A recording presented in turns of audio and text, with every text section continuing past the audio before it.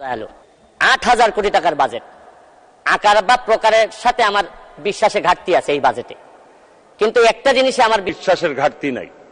এইটা থেকে এই বাজেট বাস্তবায়নে যিনি নেতৃত্ব দিচ্ছেন মাননীয় প্রধানমন্ত্রী জননেত্রী শেখ হাসিনার প্রতি আমার বিশ্বাস আছে যে যে ধরনের আকার প্রকারের বাজেটই হোক উনি অন্তত কোনো না কোনো ভাবে আমাদেরকে সামনের দিকে নিয়ে সফল করাবেন, এই বিশ্বাসটুকু আমাদের আছে। মাননীয় স্পিকার, মাননীয় স্পিকার, ট্রেজারি বেঞ্চের যারা আছেন তারা হয়তো বলবেন যে স্বতন্ত্র এমপি হয়ে মাননীয় প্রধানমন্ত্রীর বা লিডার অব দ্য হাউসের আমি কেন এই কথা বলছি যে উনার প্রতি আমার বিশ্বাস আছে।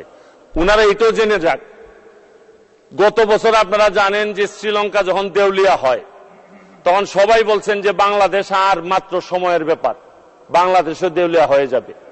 পাকিস্তান যখন দেউলিয়ার পথে তখন বলছেন আর একটু সময়ের ব্যাপার।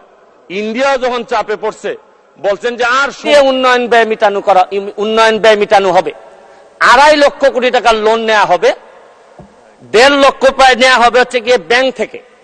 আমি মাননীয় প্রধানমন্ত্রী থাকলে বলতাম, একমাত্র উনি জানেন প্রায় ২.৫ লক্ষ কোটি টাকার ঋণ উনার মাথার উপরে থাকবে সব সময়।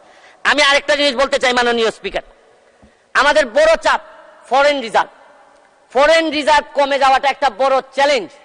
কারো মাত্র একটা সংখ্যা ৯.৫%, কিন্তু ফিক্সড ইনকাম যারা করে, যারা নির্দিষ্ট বেতনে চলে, তারা জানে যে মুদ্রাস্ফীতি এই পর্যায়ে ৯.৫% দিয়ে সংসার চালানো কতটা কঠিন। এটা একটা বড় চ্যালেঞ্জ মাননীয় স্পিকার। মাননীয় স্পিকার, আপনি তারপরে এই বাজেটে ২-৩টা জিনিস আছে, ভালো সফলতা আছে এই সরকারের।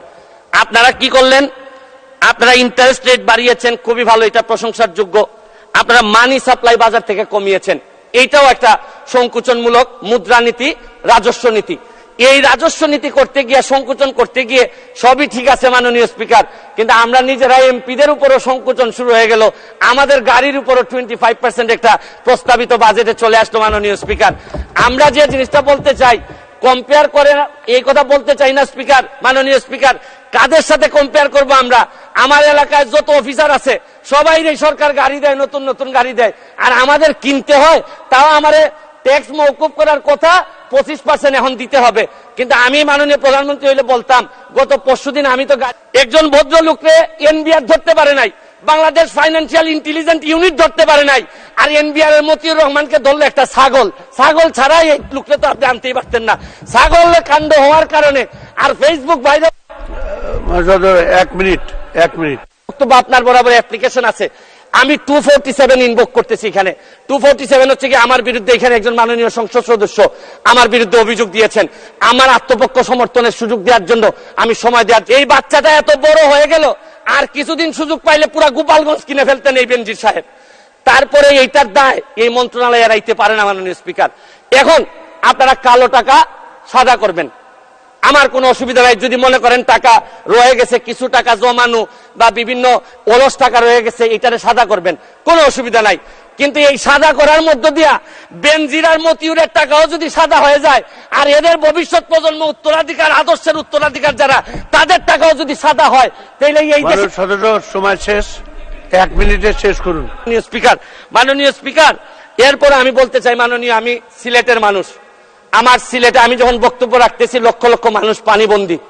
আমি আপনার মাধ্যমে মাননীয় প্রধানমন্ত্রীর কাছে দাবি রাখতে চাই, একটা হাইড্রোলজিক্যাল একটা রিসার্চ করেন।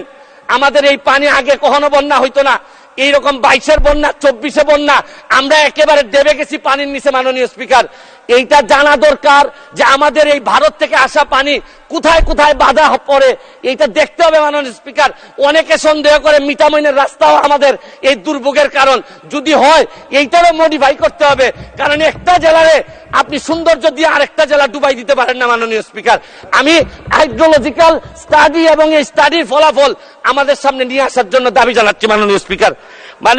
মাননীয় স্পিকার, একজন সংসদ সদস্য আমার ব্যাপারে অভিযোগ তুলছেন যে আমি যে বরাদ্দ পাই এইটা ফেসবুকে দিয়ে দিছি, 25 কোটি টাকার কথা বলা হয়েছে।